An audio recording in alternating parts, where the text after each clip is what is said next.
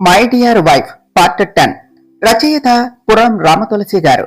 అంకిత లోనికి వెళ్లేసరికి వేదాంశ్ అంకిత కోసం వెయిట్ చేస్తూ సోఫాలోనే కూర్చున్నాడు. భానుమతి గారు కూడా వేదాంశ్ పక్కనే కూర్చొని ఉన్నారు. ఏమిటి నానమ్మ, అంకిత ఇంకా రాలేదు అన్నాడు వేదాంశ్. ఇప్పటికీ 100 సార్లు అడిగావు. అంకిత ఏమైనా చిన్నపిల్ల అనుకుంటున్నావా? వచ్చేస్తుందిలే, నువ్వేమీ కంగారు పడకు. అయినా తను వెళ్ళింది ఏమైనా పరాయి వాళ్లతోనా? మన యశ్వంతుతోనేగా అన్నారు భానుమతి గారు. పైకి వేదాంశ్కు ధైర్యం చెప్తూ ఉన్నా మనసులో మాత్రం ఈ యశ్వంత్ అంకితకు ఉన్న అనుమానాలు అన్నీ పోగొట్టడానికి ఏదో చేస్తాను అని చెప్పాడు. వీడు ఏం చేశాడో అదేమీ అర్థం చేసుకున్నదో. అసలు వీళ్ళు ఇంకా ఇంటికి ఎందుకు రాలేదు? ఏమీ అర్థం కావటం లేదు. జరగరానిది ఏదైనా జరిగింది అంటే ఈ యశ్వంత్ గాడు వేదాంశి చేతిలో అయిపోయాడే. అసలే వాడికి చెల్లెలు అంటే ప్రాణం అని మనసులోనే అనుకున్నారు భానుమతి గారు. ఇంతలోనే అంకిత రావటం గమనించిన వేదాంశ్ అంకితకు ఎదురు వెళ్లి ఎందుకు ఇంత లేట్ అయింది అని అడుగుతూ అంకిత మొహాన్ని గమనించాడు. తన మొహంలో ఎప్పుడూ లేని సంతోషం, ఏదో దక్కింది అనే ఆనందం స్పష్టంగా తెలుస్తూ ఉన్నది. దానితో వేదాంశ్ చిన్నగా నవ్వే మళ్ళీ అది కబర్ చేసుకుంటూ ఎందుకు లేట్ అయింది, ఇంతకీ యశ్వంతేడి అని అడిగాడు. అబ్బా అన్నయ్య, ముందు కంగారు పడకు, వస్తూ ఉంటే ట్రాఫిక్ జామ్ అయింది, దానివల్ల ఇంత లేట్ అయ్యింది. మీ ఫ్రెండ్ ఏమో తనకు ఏదో అర్జెంట్ వర్క్ ఉన్నది అని నన్ను ఇంటి దగ్గర డ్రాప్ చేసి వెళ్లిపోయాడు అని చెప్పింది అంకిత. ఓ అవునా, ఇంతకీ వెళ్ళని పని ఏమైంది, అంతా ఓకేనా అని అడిగాడు వేదాంశ్. అవునన్నయ్య, యశ్వంత్ వాళ్ళ ఫ్రెండ్ కి కావలసిన గిఫ్ట్ సెలెక్ట్ చేశాను అని చెప్పింది అంకిత. నిజానికి అంకితను బయటకు తీసుకుని వెళ్ళటానికి వేదాంశ్ పర్మిషన్ తీసుకోవటం కోసం అతనికి కాల్ చేశాడు యశ్వంత్. అది గుర్తు చేసుకున్నాడు వేదాంశ్. తనకు వచ్చిన కాల్ ని లిఫ్ట్ చేసి హలో యశ్వంత్ చెప్పరా అన్నాడు వేదాంశ్. రే వేదాంశ్, నాకు ఇప్పుడు నీ హెల్ప్ కావాలి. సారీ మీ చెల్లి హెల్ప్ కావాలి అన్నాడు యశ్వంత్. మా చెల్లి హెల్ప్ ఏమిట్రా అని అడిగాడు వేదాంశ్. నాకు తెలిసిన ఫ్రెండ్ ఒక అమ్మాయి ఉన్నది, ఆమెది రేపు మ్యారేజ్, కాబట్టి ఆమెకు ఒక గిఫ్ట్ ప్రజెంట్ చేయాలి. కానీ తనకు ఏమి నచ్చుతుందో నాకు తెలియదు కదా, అందుకనే అంకితను నాతో పంపితే తను ఒక మంచి గిఫ్ట్ సెలెక్ట్ చేస్తుంది. సో నేను సాయంత్రం అంకితను బయటకు తీసుకుని వెళతాను, దానికి నువ్వేమంటావు అన్నాడు యశ్వంత్. సరే, ఆఫీస్ అయ్యాక తనను తీసుకుని వెళ్ళు, మళ్ళీ సేఫ్ గా ఇంటి దగ్గర డ్రాప్ చేయి అని చెప్పి కాల్ కట్ చేశాడు వేదాంశ్. ఆ కాల్ కట్ చేసిన తర్వాత నాకు తెలియకుండా నీకు ఒక ఫ్రెండ్ కూడా ఉన్నదా? నాకు అబద్ధం చెప్పేదానికన్నా నువ్వు నా చెల్లెని కన్విన్స్ చేయడానికి తీసుకుని వెళ్తున్నాను అని డైరెక్ట్ గా నిజమే చెప్పుంటే సరిపోయేది కదరా. ఎన్ని రోజులు నువ్వు అంకిత నా దగ్గర ఈ నిజం దాస్తారో నేను చూస్తా అని నవ్వుకున్నాడు వేదాంశ్. అలా జరిగినదంతా గుర్తు చేసుకుని మొత్తానికి వీళ్ళ ఇద్దరి మధ్య ఉన్న ప్రాబ్లం సాల్వ్ అయినట్టున్నది అని మనసులోనే అనుకుని పైకి మాత్రం ఏమీ తెలియనట్టుగా నటించాడు. సరే అంకిత, ఫ్రెష్ అయ్యి కిందుకురా, కలిసి డిన్నర్ చేద్దాం అన్నాడు వేదాంశ్. సరే అన్నయ్య అని చెప్పి రూమ్ కు వెళ్ళింది అంకిత. ఇన్ని రోజులు డల్ గా ఉన్న అంకిత ఇప్పుడు కొద్దిగా యాక్టివ్ గా హ్యాపీగా ఉండటం చూసి నవ్వుకుంటూ హ్యాపీగా ఫీల్ అయ్యాడు వేదాంశ్. అదంతా గమనిస్తూ ఉన్న భానుమతి గారు, ఏమిట్రా మనవడా, నీకు విషయం అర్థమైనట్టుంది అన్నారు. వేదాంశ్ నవ్వుతూ, ఏమిటి నానమ్మ, వీళ్ళు నా దగ్గర నిజం దాయాలి అని చూస్తున్నారు, వీళ్ళ మధ్య ఏం జరుగుతుందో నాకు తెలియదు అని ఫీల్ అవుతున్నారు. నా చెల్లెల్ని ప్రతి క్షణం కనిపెట్టుకుని ఉండే నేను తను ఎందుకు అలా ఉన్నదో తెలుసుకోకుండా ఉంటానా అని భానుమతి గారి వైపు చూస్తూ అన్నాడు వేదాంశ్. అంటే నీకు అంకిత ఎందుకు అలా ఉన్నదో ముందే తెలుసా అని అడిగారు భానుమతి గారు. తెలుసునానమ్మా, అంకిత వాడిని అపార్థం చేసుకున్నది అని చెప్పాడు వేదాంశ్. మరి తెలిసినప్పుడు నువ్వైనా దానికి అర్థమయ్యేలా చెప్పి ఉండవలసింది కదరా అన్నారు భానుమతి గారు. లేదు నానమ్మా, నేను చేద్దాము అని అనుకున్నా, కానీ తను ఈ సిచ్యువేషన్ ని ఎలా హ్యాండిల్ చేస్తుందో తెలుసుకోవాలి అని అనుకున్నాను. అంకిత నాతో ఆ విషయం చెప్పకుండా తనలో తానే బాధపడటం నేను తట్టుకోలేకపోయాను. కానీ తను ఎంత బాధపడ్డా మనకు తెలిస్తే మనం కూడా బాధపడతాము అని నాకు వాడికి మధ్య ఉన్న స్నేహం ఎక్కడ దెబ్బతింటుందోనని నా చెల్లెలు ఆలోచించటం నాకు ఆశ్చర్యంగా అనిపించింది. కానీ వాళ్ళ మధ్య ఉన్న ప్రేమ వారిని కలుపుతుంది అని మధ్యలో నేను జోక్యం చేసుకోవటం ఇష్టం లేక అంకితకు ఏమీ చెప్పలేకపోయాను. ఎంతలో నువ్వు వెళ్లి యశ్వంత్కు నిజం చెప్పి మంచి పని చేశావు. ఇప్పటికీ వాళ్ళ ఇద్దరి మధ్య ఉన్న అపోహలు తొలగిపోయి వారి ఇద్దరూ సంతోషంగా ఉన్నారు. ఒకరి ప్రేమను ఒకరు బయటకు చెప్పుకున్నారు అన్నాడు వేదాంశ్. పోనీ నీకు తెలిసిన నిజం కనీసం నువ్వైనా యశ్వంత్కు ఎందుకు చెప్పలేదు అని అడిగారు భానుమతి గారు. ఎలా చెప్పను నాన్నమ్మ, ఒకవైపు చెల్లెలు, ఒకవైపు ఫ్రెండ్, వాళ్ళ ఇద్దరిని కలపాలి అని నాకు ఉన్నా వారు నాకు ఈ విషయం తెలియకూడదు అని అనుకుంటున్నప్పుడు నేను వాళ్ళ మధ్యలోనికి ఎలా వెళ్ళను అన్నాడు వేదాంశ్. పోనీలేరా, మొత్తానికి వీళ్ళ ఇద్దరికి మధ్య ఉన్న సమస్య అయితే తీరింది కదా. ఇప్పుడు వాళ్ళిద్దరూ కలిశారు కాబట్టి వాళ్ళకి త్వరలోనే పెళ్లి చేస్తే మంచిది అన్నారు భానుమతి గారు. వాళ్ళ పెళ్లికి నాకేమీ అభ్యంతరం లేదు నానమ్మ, కాకపోతే వాళ్ళకి కొద్దిగా టైం ఇద్దాం. ఇప్పుడే కదా వాళ్ళు తమ ప్రేమను ఒకరికి ఒకరు చెప్పుకున్నది, ఇంకొద్ది రోజులు పోయాక వాడికి పెళ్లి చేద్దాం అన్నాడు వేదాంశ్. అది సర్లే కాని మరి నువ్వెప్పుడు పెళ్లి చేసుకుంటావు అని అడిగారు భానుమతి గారు. నా పెళ్లి గురించి ఇప్పుడు ఎందుకులే నానమ్మ అన్నాడు వేదాంశ్. అదేమిట్రా మనవడా, నువ్వు పెళ్లి చేసుకోవా లేక ఎవరినైనా ప్రేమిస్తున్నావా అని అడిగారు భానుమతి గారు. అబ్బా అదేమీ లేదు నానమ్మ, నేను ఇంకెవరినైనా ఎలా ప్రేమిస్తానో, మా అమ్మకు మాట ఇచ్చాను కదా, తను చెప్పిన అమ్మాయిని పెళ్లి చేసుకుంటాను అని, ఈ జీవితానికి తనే నా వైఫ్ అని చెప్పాడు వేదాంశ్. కానీ వాళ్ళు చనిపోయారు కదరా, ఇంకా ఆ మాట ఎలా నిలుపుకోగలం, ఇకనైనా వేరే అమ్మాయిని చూసి పెళ్లి చేసుకో అన్నారు భానుమతి గారు. లేదు నానమ్మ, వాళ్ళు చనిపోలేదు అన్నాడు వేదాంశ్. భానుమతి గారు అది విని షాక్ అవుతున్నట్టు, ఏమిటి మనవడా నువ్వు చెప్పేది, వాళ్ళు బ్రతికే ఉన్నారా అని ఆతృతగా అడిగారు. ఈ మధ్య ఎవరో అన్నోన్ పర్సన్ ఒక కవర్ తీసుకుని వచ్చి నా ఆఫీస్ క్యాబిన్ లో పెట్టాడు, అందులో వాళ్ళు బ్రతికే ఉన్నారు అని ఇన్ఫర్మేషన్ ఉన్నది అని చెప్పాడు వేదాంశ్. అంటే వాళ్ళు బ్రతికే ఉన్నారా అన్నారు భానుమతి గారు. ఏమో నానమ్మ, అది నా అనుమానం మాత్రమే, అది నిజమో కాదో త్వరలోనే తెలుస్తుంది అని చెప్పాడు వేదాంశ్. అవునా, ఒకవేళ నిజం కాకపోతే నువ్వు వేరే అమ్మాయిని పెళ్లి చేసుకుంటావా అన్నారు భానుమతి గారు. లేదు నానమ్మ, తను బ్రతికి ఉన్నా లేకపోయినా ఈ జన్మకో తనే నా వైఫ్, మా అమ్మ చెప్పిన అమ్మాయే నాకు భార్య అవుతుంది అని చెప్పి అక్కడి నుండి వెళ్లిపోయాడు వేదాంశ్. భానుమతి గారు వెళ్లిపోతూ ఉన్న వేదాంశ్ వైపు నవ్వుతో చూస్తూ, మేము వేసిన పాచిక బాగానే పారింది, రేపు ఈ విషయం యశ్వంత్కు చెప్పాలి అని మనసులోనే అనుకున్నారు. తరువాత కాసేపటికి అందరూ కలిసి డిన్నర్ చేస్తూ మాట్లాడుకుంటూ ఉన్నారు. అవును అంకిత, ఏమిటి ఈ రోజు మీరు చాలా బిజీగా ఉన్నట్టున్నారు ఆఫీసులో అని అడిగాడు వేదాంశ్. అంకిత తింటూనే, అవునన్నయ్య, ఈరోజు ఆఫీసులో ఏం జరిగింది అంటే అని జరిగినది మొత్తం చెప్పింది. మంజుపై అలా ప్రవర్తించిన హరీష్ కి మంజు బాగా బుద్ధి చెప్పింది అన్నారు భానుమతి గారు. మనసులో మాత్రం పర్వాలేదు, నా మనవరాలికి ధైర్యం ఎక్కువే అని అనుకున్నారు. అది విన్న వేదాంశ్, పర్వాలేదు, ఈ లూజ్ ఆ సిచ్యువేషన్ ని బాగానే హ్యాండిల్ చేసింది, అలాంటి వాళ్లకు అలాగే బుద్ధి చెప్పాలి. అయినా ఇంత జరిగినా జగదీష్ నాకెందుకు చెప్పలేదు, అసలు నా ఆఫీసులో ఏం జరుగుతుంది, రేపు ఈ ప్రశ్నలు అన్నింటికీ సమాధానం తెలుసుకోవాలి అని మనసులోనే అనుకున్నాడు. ఏమిటి అన్నయ్య, నువ్వేమీ మాట్లాడవు అని అడిగింది అంకిత. నేనేం మాట్లాడాలి, అది తన ప్రాబ్లం, ఆ సిచ్యువేషన్ తను హ్యాండిల్ చేయగలిగింది కదా, ఇక నేనేం చెప్తా అన్నాడు వేదాంశ్. అతను పైకి అలా అంటూ ఉన్నా ఎందుకో అతనికి మంజుతో హరీష్ తప్పుగా ప్రవర్తించాడు అని తెలిసి కొద్దిగా కోపం వచ్చింది. ఆ హరీష్ ని ఏం చేయాలో టైం వచ్చినప్పుడు చూసుకుంటా అని మనసులోనే అనుకున్నాడు వేదాంశ్. అలా కాసేపటికి అందరూ డిన్నర్ పూర్తి చేసి ఎవరి రూమ్ కు వాళ్ళు వెళ్లి పడుకున్నారు. యశ్వంత్ ఇంటికి ఆనందంగా వచ్చాడు. అది గమనించిన శారదా గారు, ఏమిటిరా నీ మొహం 1000 వాల్స్ బల్బులాగా వెలిగిపోతుంది, ఏమిటి విషయం అని అడిగారు.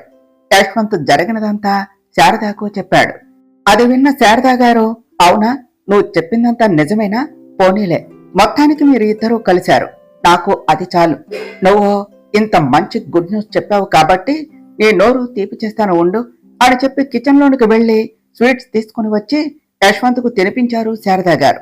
అలా వాళ్ళిద్దరూ స్వీట్ తింటూ సెలబ్రేట్ చేసుకోవటం చూసిన అశోక్ వర్మ, ఏమిటి సంతోషంగా స్వీట్ తింటూ ఉన్నారు, ఎనీ గుడ్ న్యూస్ అని అడిగారు.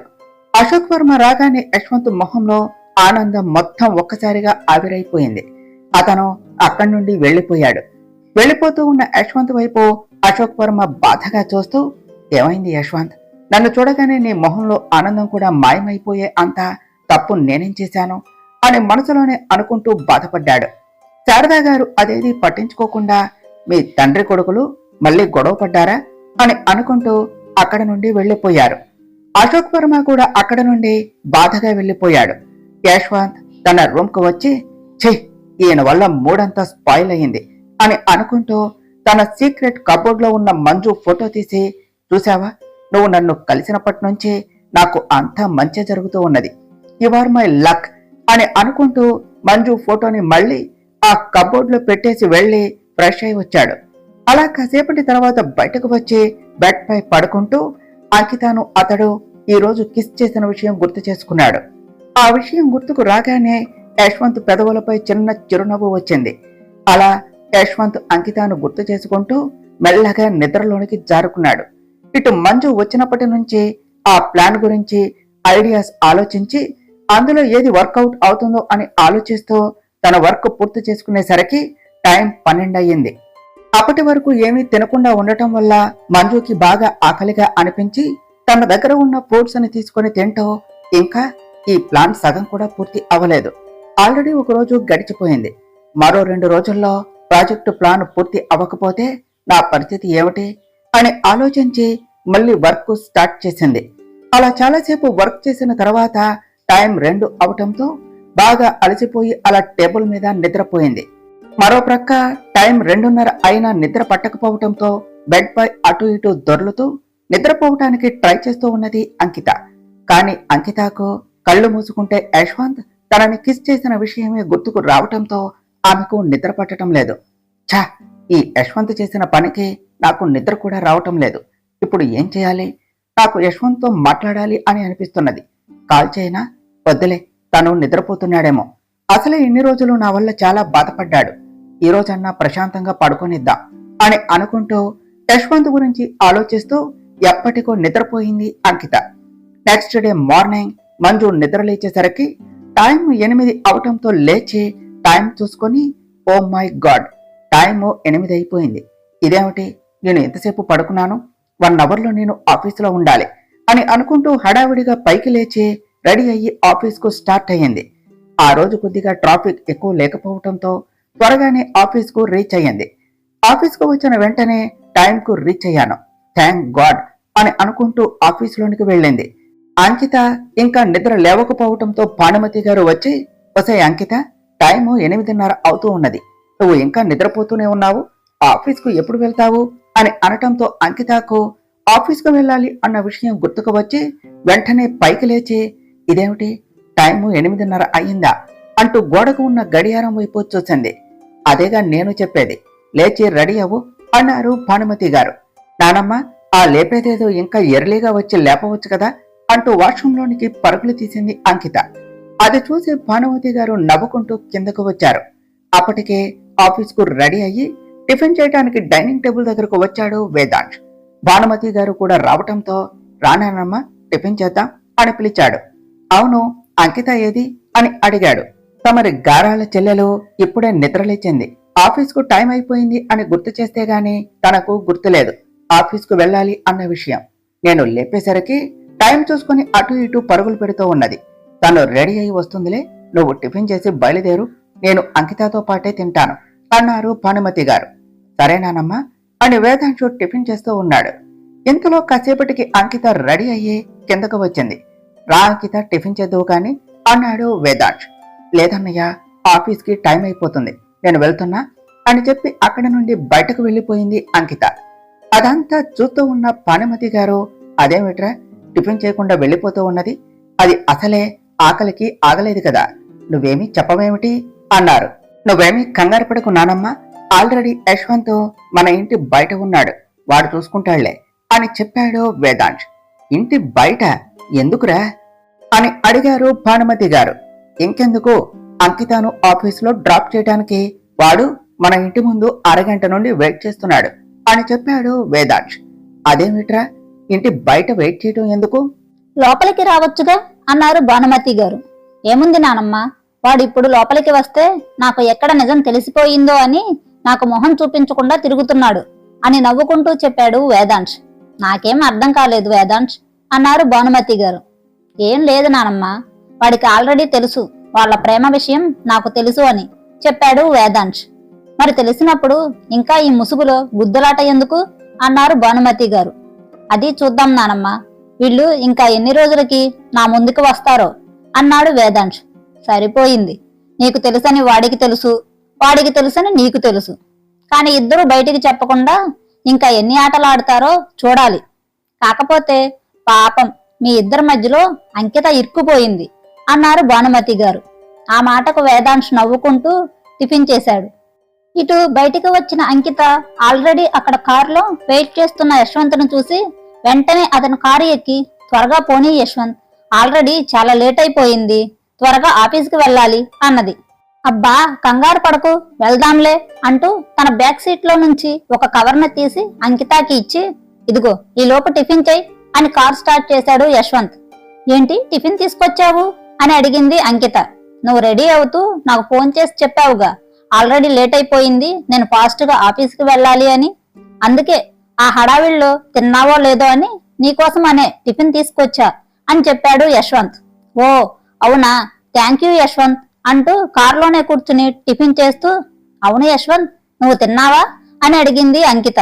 లేదు, నీకోసం అని ఏమీ తినకుండానే వచ్చేశా అని చెప్పాడు యశ్వంత్.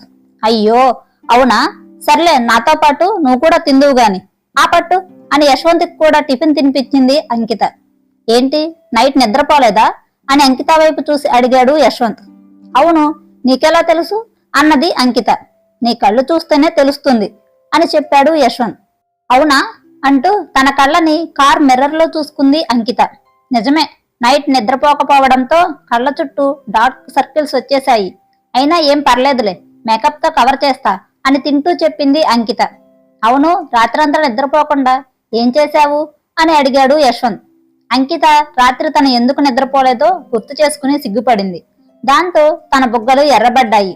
అది గమనించిన యశ్వంత్ విషయాన్ని అర్థం చేసుకుని, ఏంటి రాత్రి అంతా నేనే గుర్తొచ్చానా, అందుకే నిద్రపోలేదా అని అంకిత వైపు కొంటెగా చూస్తూ అడిగాడు. ఆ మాటకి అంకిత మరింత సిగ్గుపడుతూ తన మొహాన్ని పక్కకు తిప్పుకుంది. యశ్వంత్కి అంకిత ముద్దుగా అనిపించడంతో, అబ్బా అంకిత నువ్వు అలా సిగ్గుపడకే బాబు, నిన్ను ఇలా చూస్తుంటే నాకు నిన్ను ఇప్పుడే ముద్దు పెట్టుకోవాలని అనిపిస్తుంది అన్నాడు. బాబు అంత పని మాత్రం చెయ్యకు, నా మేకప్ అంతా చెడిపోతుంది అన్నది అంకిత.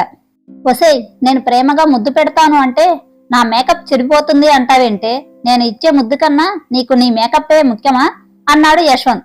అవును, ప్రస్తుతానికైతే నాకు నీకన్నా మేకప్ ఏ ముఖ్యం అని చెప్పింది అంకిత. వామ్మో, నీతో ముందు ముందు నేను ఎన్ని పాటలు పడాలో అని అనుకుంటూ అంకిత వైపు చూశాడు యశ్వంత్. అంకిత ఆ మాటలన్నీ వింటూ నవ్వుకుంది. యశ్వంత్ అంకిత చేయి పట్టుకుని ఇంకో చేత్తో కారు డ్రైవింగ్ చేస్తూ ఉన్నాడు. అంకిత కూడా యశ్వంత్ చేతిని గట్టిగా పట్టుకుంది. అలా ఇద్దరు ఒకరి చేతిని ఒకరు పట్టుకుని ఒకరినొకరు చూసుకుంటూ ఉండగా ఆఫీస్ రావడంతో యశ్వంత్ కారు ఆపాడు.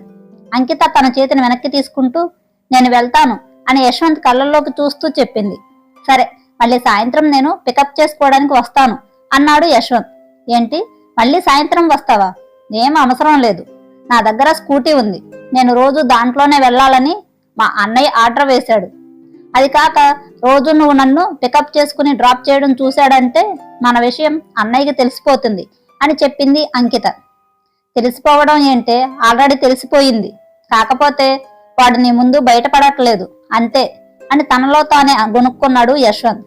ఏంటి ఏదో అంటున్నావు అని అడిగింది అంకిత.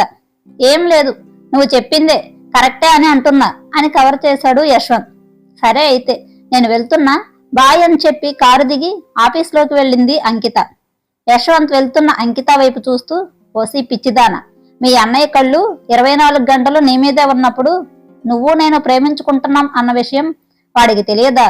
వాడికి ఎప్పుడో తెలుసు, కానీ నీకు ఆ విషయం నేను చెప్పను, ఎందుకంటే నువ్వు ఇంకా కంగారు పడతావు.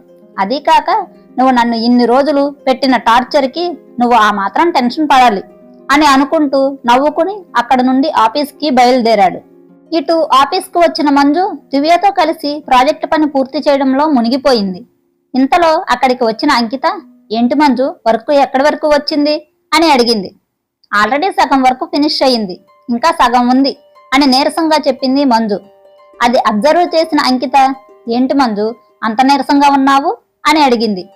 ఏం లేదు అంకిత, నైట్ వర్క్ చేస్తూ టైం చూసుకోలేదు, పడుకునేసరికి 2 అయిపోయింది, పైగా రాత్రి ఫుడ్ కూడా తీసుకోలేదు, దాంతో కొద్దిగా టైట్ గా ఉంది అని చెప్పింది మంజు. చూడు మంజు, వర్క్ ఎంత ఇంపార్టెంటో నీ హెల్త్ కూడా అంతే ఇంపార్టెంట్. ఇంతకీ నువ్వు టిఫిన్ చేశావా అని అడిగింది అంకిత. హా అంకిత, ఆఫీస్కి వచ్చాక ఫుడ్ ఆర్డర్ పెట్టుకుని తిన్నాను అని చెప్పింది మంజు. సరేలే కానీ నేను ఏమైనా హెల్ప్ చేయనా అని అడిగింది అంకిత. రా అంకిత, నువ్వు ఈలోపు ప్రాజెక్ట్ లేఅవుట్స్ గీయి అని చెప్పింది దివ్య. అంకిత వెళ్లి దివ్య చెప్పిన పని చేస్తూ ఉంది. అలా ఆ రోజంతా కష్టపడి ఆ ప్రాజెక్ట్ ప్లాన్ ని డిజైన్ చేశారు Manju and team. Thank God, project plan పూర్తయిపోయింది అన్నది దివ్య. అవును దివ్య, మనం అనుకున్న దానికన్నా ముందే వర్క్ ఫినిష్ అయ్యింది. ఇంకా మనకి రేపు మార్నింగ్ వరకు టైం ఉంది అని చెప్పింది మంజు. అవును మంజు, నువ్వు చెప్పింది నిజమే.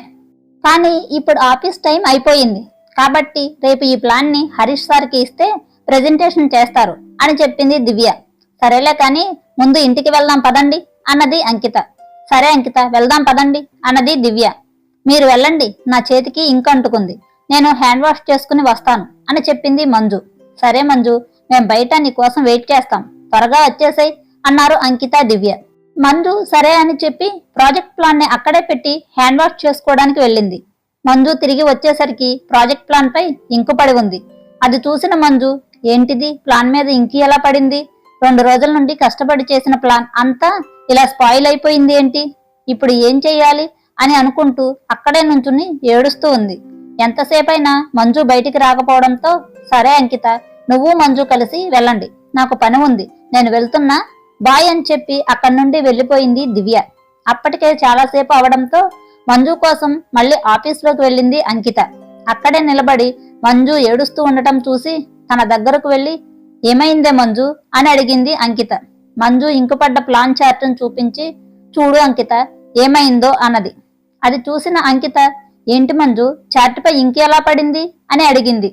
ఏమో తెలియదు అంకిత, నేను వచ్చేసరికి చార్ట్పై ఇంకు పడి ఉంది అని చెప్పింది మంజు. అవును, నువ్వు వాష్రూమ్కి వెళ్ళేటప్పుడు చార్ట్ ఫోల్డ్ చేసి ఉంది కదా, మరి ఇప్పుడు అది ఎవరు ఓపెన్ చేశారు అని అడిగింది అంకిత. అవును అంకిత, ఈ పని ఎవరో కావాలనే చేశారు, నాకు బాగా గుర్తుంది, నేను వెళ్లే ముందు చార్ట్ ఫోల్డ్ చేసే ఉంది, నేను వచ్చేసరికి చార్ట్ ఓపెన్ చేసి దాని మీద ఇంకు పడి ఉంది, అంటే ఈ పని ఎవరు చేసి ఉంటారు అన్నది మంజు. అవునా, ఎవరు చేశారు? ఒకవేళ ఆ హరీష్ ఏమైనా చేసి ఉంటాడా అన్నది అంకిత. ఏమో చెప్పలేం కానీ నాకు అతని మీద అనుమానంగా ఉంది అని చెప్పింది మంజు. ఇప్పుడు ఎలా మంజు, రేపు మార్నింగ్ కల్లా మనం ప్రాజెక్టు ప్లాన్ ని నువ్వు సబ్మిట్ చేయకపోతే ఆ హరీష్ ఏం చేస్తాడో ఏమో అన్నది అంకిత. నువ్వేం కంగారు పడకు అంకిత, ఎలాగోలా ఈ నైట్ అంతా కూర్చుని వర్క్ ఫినిష్ చేస్తా అని చెప్పింది మంజు.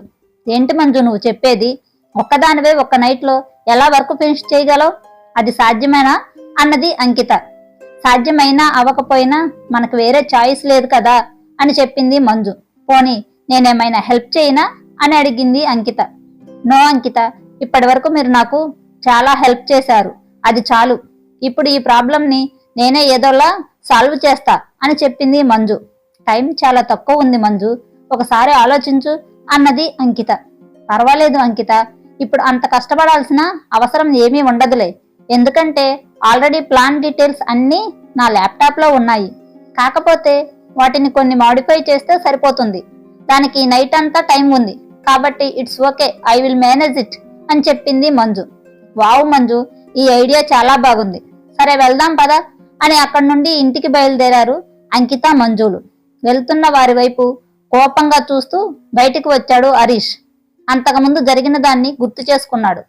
నిజానికి మంజు హ్యాండ్ వాష్ చేసుకోవడానికి వెళ్ళిన తర్వాత హరీష్ అక్కడికి వచ్చి మంజు రెడీ చేసిన ప్రాజెక్ట్ ప్లాన్ ని చూస్తూ, వసే మంజు, నన్నే కొట్టావు కదా, ఇప్పుడు చెప్తా నీ పని అంటూ పక్కనే ఉన్న ఇంక్ బాటిల్ ని ఆ చార్ట్ పై పోసి, మంజు రేపటికల్లా నువ్వు మళ్ళీ ఎలా దాన్ని రెడీ చేస్తావో నేను చూస్తా అంటూ గట్టిగా నవ్వాడు. ఇంతలో మంజు రావడం గమనించి పక్కకు వెళ్లి దాక్కుని చూస్తూ ఉన్నాడు. అలా జరిగిందంతా గుర్తు చేసుకుని, ఛా, ఈ ప్లాన్ ఫెయిల్ అయ్యింది, మంజు రేపటికి మళ్ళీ ప్లాన్ రెడీ చేసేలా ఉంది, రేపు కూడా ఇలాగే ఏదో ఒకటి చేసి మంజుని బాస్ ముందు ఇరికించాలి అని అనుకుంటూ అక్కడి నుండి వెళ్లిపోయాడు. తరువాత ఏం జరిగిందో నెక్స్ట్ పార్ట్ లో తెలుసుకుందాం ఫ్రెండ్స్. డియర్ ఫ్రెండ్స్, మీకు గనక ఈ కథ నచ్చినట్లయితే మీ అభిప్రాయాలను కామెంట్ల రూపంలో తెలియచేయండి. ఈ వీడియోని లైక్ చేయండి, షేర్ చేయండి, మా ఛానల్ని సబ్స్క్రైబ్ చేసుకోండి ఫ్రెండ్స్. Thank you.